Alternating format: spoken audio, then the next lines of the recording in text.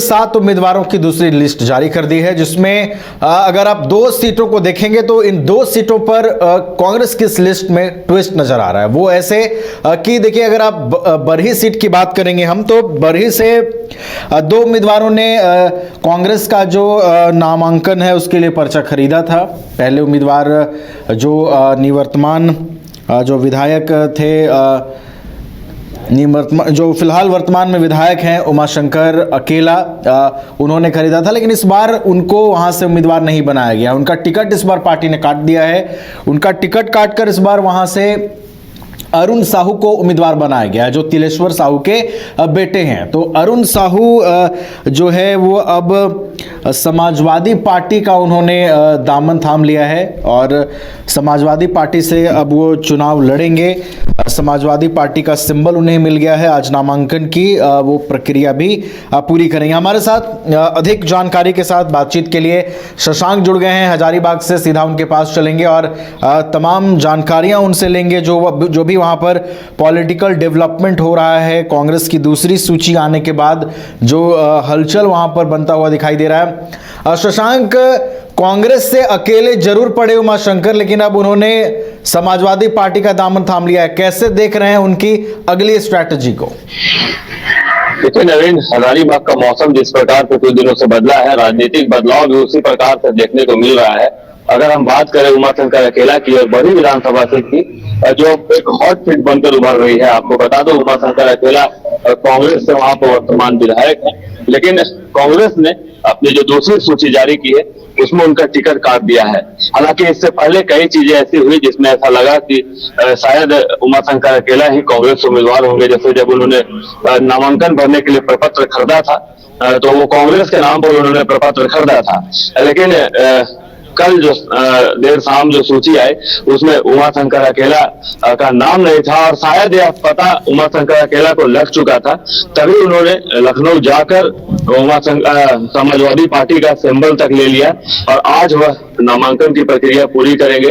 अब बरही में जो है मुकाबला काफी दिलचस्प होता हुआ दिखाई दे रहा है, चूंकि कांग्रेस से सामने अब अरुण साहू हैं, भाजपा से मनोज यादव हैं, तो वही भाजपा से बागी हुए सुनील साहू भी मैदान में है।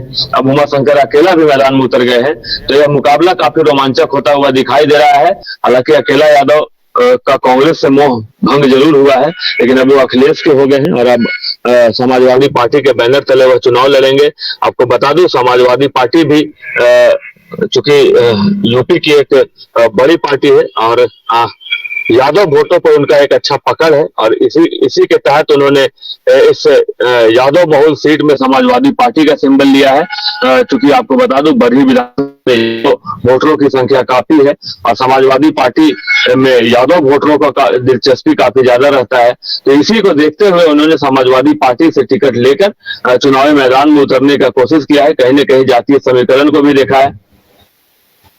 शशांक, देखिए कांग्रेस की सूची में देर हुई, इंतजार हो रहा था कि कांग्रेस दूसरी सूची कब जारी करेगी और देखिए नामांकन का आज आखिरी दिन है, उससे पहले देर रात ये सूची आती है। शशांक, जैसा कि आपने बताया कि बरही जो विधानसभा क्षेत्र है यादव बहुल क्षेत्र है, उमाशंकर अकेला यादव जो है वो यहाँ का प्रतिनिधित्व कर रहे थे और देखिए शशांक, कांग्रेस की भी देखिए स्ट्रैटेजी होगी, अरुण साहू को टिकट देने के पीछे काफी सारी रणनीतियां होगी, विचार मंथन हुआ होगा।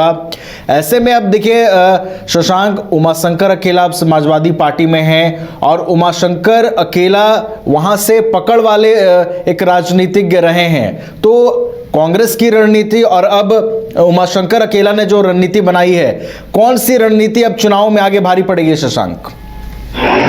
देखिए अगर अरुण साहू की बात करें नवीन, तो पिछली बार भी वो निर्दलीय के तौर पर मैदान में उतरे थे, उनकी माता जी मैदान में उतरी थी और उन्होंने एक अच्छा वोट अपने पाले में लाया था। लगभग 30,000 से ऊपर का वोट उनको मिला था निर्दलीय के तौर पर, जो काफी अहम रोल अदा किया है इस बार कांग्रेस से उन्हें टिकट देने में। उनकी पकड़ जो है उस विधानसभा में है, उनके पिताजी की पकड़ उस विधानसभा में थी, तो कहीं ना कहीं वो जो है एक इफेक्ट इस बार कांग्रेस के लिए दिखता हुआ दिखाई दिया है। क्योंकि कुछ दिनों से जो सूत्रों से हमें पता चल रहा था कि जो कांग्रेस ने सर्वे किया था उसमें उमाशंकर अकेला के नाम पर अच्छी सहमति बनती हुई नहीं दिखाई दे रही थी और अरुण साहू के नाम की चर्चा तेजी से हो रही थी।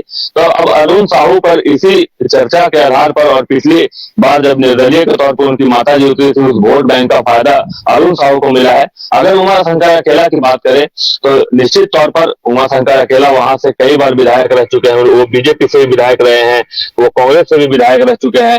तो निश्चित तौर पर उनका एक अपना वोट बैंक है और यादव वोटरों में उनकी एक अच्छी पकड़ है।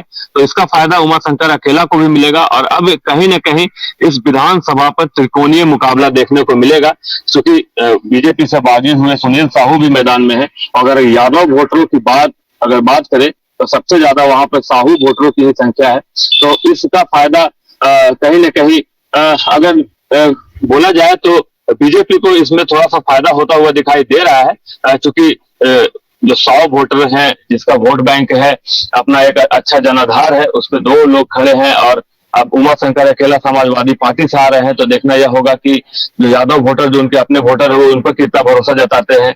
मनोज यादव चूंकि बीजेपी से आ रहे हैं और बीजेपी का अपना एक जनाधार है, पिछली बार वो दूसरे नंबर पर रहे थे, तो इसका फायदा मनोज यादव को भी मिलेगा। तो अब देखना यह होगा कि बड़ी विधानसभा में जो कि अब एक हॉट सीट बन गया है, कितना क्या कुछ देखने को मिलता है। लेकिन इतना तो तय है कि अब इस बड़ी विधानसभा में त्रिकोणीय मुकाबला जरूर देखने को मिलेगा। नहीं, ये तो 3 कोण बनते हुए दिखाई दे रहे हैं बरही विधानसभा में और एक एक करके सभी प्रत्याशियों का आपने जिक्र किया शशांक की। जो तीनों प्रत्याशी इस बार बरही के चुनावी मैदान में दिखाई दे रहे हैं वो किस तरीके से अपना प्रभाव छोड़ेंगे और जो वहां पर वोटों का समीकरण है उसका प्रभाव किस तरीके से पड़ेगा और उसका प्रभाव फिर उम्मीदवारों की दावेदारी पर किस तरीके से दिखेगा। इन तमाम चीजों का आपने विश्लेषण किया शशांक, बहुत बहुत आपका फिलहाल धन्यवाद हमारे साथ जुड़ने के लिए, तमाम जानकारियों के लिए। तो इस वक्त की बड़ी खबर आपको बता रहे हैं, समाजवादी पार्टी का दामन थाम लिया है कांग्रेस के विधायक उमाशंकर अकेला ने। इस बार चुनाव में पार्टी ने उनका टिकट काट दिया है, अरुण साहू को उम्मीदवार बनाया गया है और उसके बाद यह फैसला जो है वो लिया गया है उमाशंकर अकेला की ओर से। उन्होंने समाजवादी पार्टी का सिंबल प्राप्त कर लिया है और अब वो समाजवादी पार्टी से बरही से चुनावी मैदान में होंगे। तो बरही भी इस बार झारखंड के विधानसभा चुनाव में हॉट सीट बनकर उभरती हुई नजर आ रही है और यहां पर भी मुकाबला इस बार काफी दिलचस्प होता हुआ नजर आ रहा है। 3 प्रत्याशी चुनावी मैदान में हैं और तीनों की पकड़ जो है वो लगभग मानी जा रही है। अपने अपने अगर आप क्षेत्रों को देखें तो तीनों उम्मीदवार प्रभावशाली माने जाते हैं। ऐसे में देखना होगा कि कितना प्रभाव ये तीनों उम्मीदवार अपनी अपनी पार्टियों के लिए छोड़ पाते हैं।